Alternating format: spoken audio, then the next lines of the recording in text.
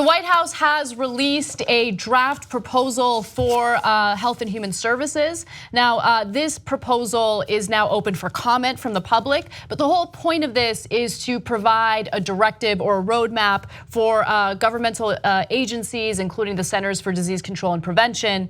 And it's something that Americans should be concerned about because it has essentially led to an ideological war within this department, and I'll explain why. Now, they plan on defining life as at the moment of conception, okay? The new Trump 2018 to 2022 draft plan seems determined to take healthcare in a more ideological direction, starting by rewriting the definition of American life. HHS will now be serving and protecting Americans at every stage of life, beginning at conception. That is what it says. The plan's repeated references to natural death also suggest the agency may now be opposed to assisted suicide, which has been legalized in a couple of states. So what does this mean for, reproductive rights? What does this mean for, employers or employees working at medical institutions who want to cite their religious beliefs in either denying certain types of healthcare or only doing certain types of healthcare? Those are the things that are being discussed right now. But it would essentially provide people with a religious bias the protection to perform that religious bias. Yeah, I'm split on this one. I'll tell you why. I'm not in favor of this policy at all. I'm not remotely split on that, but you voted for religious zealots, you got religious zealots. So progressives who don't think it's a big deal, you should have, and I'm not the guy to blame voters, but I think that that a lot of times the left thinks, oh, they're not really gonna do stuff. And the right thinks we're gonna do it no matter what. And so they told you that they are religious zealots and they cared about these things and they don't even want you to have birth control. I think 99% of women use birth control that are of childbearing age, that are adults or something along those lines. So, and you always think that they're not really gonna take it away. Look, except they do, they want to, and this is part of how they do it. So for God's sake, go out and make sure they lose because otherwise they're gonna take away your rights. Can we finally accept that Trump, in one way or another, will do the things that he claimed he was gonna do while he was running, except for getting Mexico to pay for the wall, because that's ridiculous. He said he was gonna punish women who had abortions. And there was all this backlash, but he's doing it, right? I mean, think about it.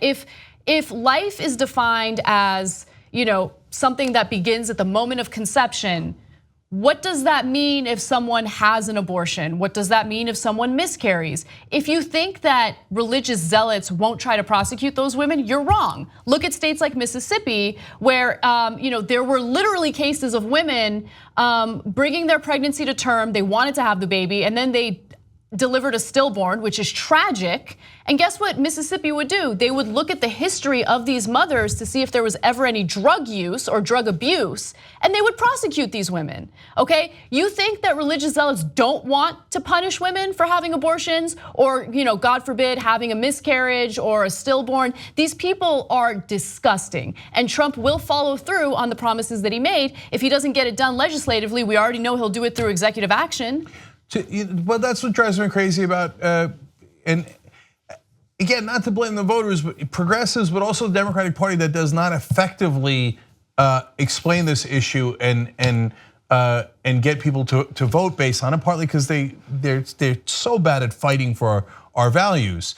We don't want to offend people who are pro-life. That's the thing. Well, right. No, but they're offending us by going and doing this when they get in office. The reality is 2/3 of Americans are pro-choice. We should be killing them on this issue politically. And instead we lose on the issue because none of our guys vote on it and all of their people vote based on it. Evangelicals showed up, they voted 81% for Trump, and their voter turnout was 85%, white evangelicals, 85% voter turnout. That is near miraculous. That is an unbelievable number. Why? Because their politicians energized them and said, we're gonna take away their rights, okay? We're gonna take away birth control and abortion, and we're gonna say that life begins at conception, and that's what they're doing now, right? So our side said, don't worry about it. Don't do. Oh, I don't want to offend the other side. We're 2/3, they're 1/3. Go ahead and offend them. At least fight for us. So you didn't energize your voters, and they didn't show up at the rate that even white evangelicals did. They knew that Supreme Court seat would be key to some of the stuff that you're talking about, and that's one of the reasons they showed up in such big numbers. And you may look at Donald Trump and say, well, how does Donald Trump, this guy who has probably been involved, you remember the Howard Stern interview in which he actually referenced an abortion that he might have been part of? There was, I mean, he said she did the right thing. Remember he said, I got somebody pregnant, she did the right thing. But you wonder how Donald Trump, he doesn't really have any religious underpinnings. He doesn't really care about this stuff in a big way. Why all of a sudden is he the standard bearer for all this stuff? Because he's just the face of policy that's being made by others, and it is the religious right that is occupying this presidency, and he doesn't care. Donald Trump absolutely doesn't care. Now, a lot of what we're talking about here, anti-women, anti-minority, those who fall under some sort of socioeconomic barrier, all that's consistent with, I think, with him. But with who he is. Yeah, exactly. But he's not cutting edge on this stuff. It's just what his presidency has become. Yeah, and also it's not just Health and Human Services. There are multiple governmental agencies that are doing everything they can to roll back our rights in the name of religious freedom or religious liberty. So I'll give you another example. The Department of Justice has its own version of protecting religious liberty, and it's gonna affect a lot of different groups of people who have historically been disenfranchised in the country. So the Department of Justice put out a memo directing government departments, including HHS, to make a priority of preserving religious liberty, even if it means violating anti-discrimination laws. That is where their priority is. Wow. And so by the way, interesting, does this apply to all religions, right? So if there is, I don't know, a Muslim business owner, right, no, I mean, I don't even have to finish my thought. And so I really hope that this gets challenged by the people, right? And we'll see if that plays out, because this is ridiculous.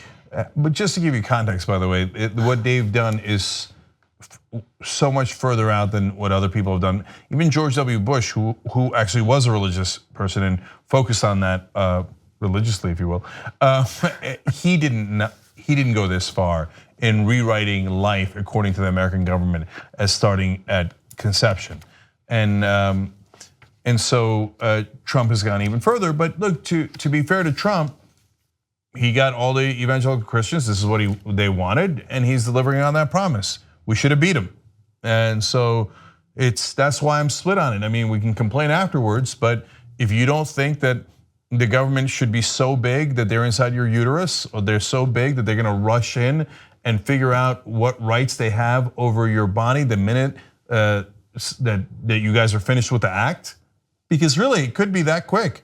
He came, everybody rushed in. Let's go now. The government's got a right to what's inside your body, okay? So that's how big they want government to be. And if you don't want that, then don't ever vote for a Republican. It's not a partisan thing. I mean, it sounds worse like don't vote Republican. I'm saying if you don't want them inside your vulva, then don't vote Republican, because that's what they do. Because the mainstream press is too polite and too neutral and too detached from actual facts to tell you the reality. If you vote for Republicans, they want government so big that as soon as he comes, they're inside you, go, nope, I now own your body. You're not allowed to do this with your body. You're not allowed to do that with your body. I don't even want you using birth control because I want him to come. And then I want to be inside your body and saying you can or can't do this. That's what Republicans stand for. That's what they just did. It's a fucking fact. So you're right about the media, but I think what's also important to keep in mind is that the squeaky wheel always gets the attention. And the squeaky wheel when it comes to politics is always the Republican Party. And it's annoying, but it's effective. And so they will whine and cry and argue and debate and do media hits. They will do anything that's necessary to get their message out there, and they'll play dirty. Whereas, we know what happens on the left. I mean, why aren't we seeing press hits by, Democratic members of Senate or the House, talking about how disgusting this all is, talking about how this will actually end up costing our government a significant amount of money.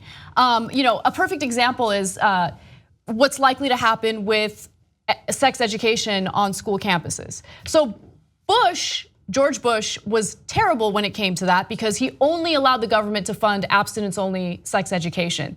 Teen pregnancy rates dramatically increased as a result of that. Obama comes in, realizes it's not working. It's a really gigantic waste of money. And so he stops prioritizing abstinence-only education, prioritizes comprehensive sex ed. The rate of teen pregnancy decreases significantly because guess what? Education works. Telling people how to protect themselves from unwanted pregnancy works. And now this is gonna happen and more people are gonna get pregnant. They're not gonna want that pregnancy. You take away their reproductive rights. I mean, what are we gonna do? Are we just gonna have a government that lets kids live on the streets?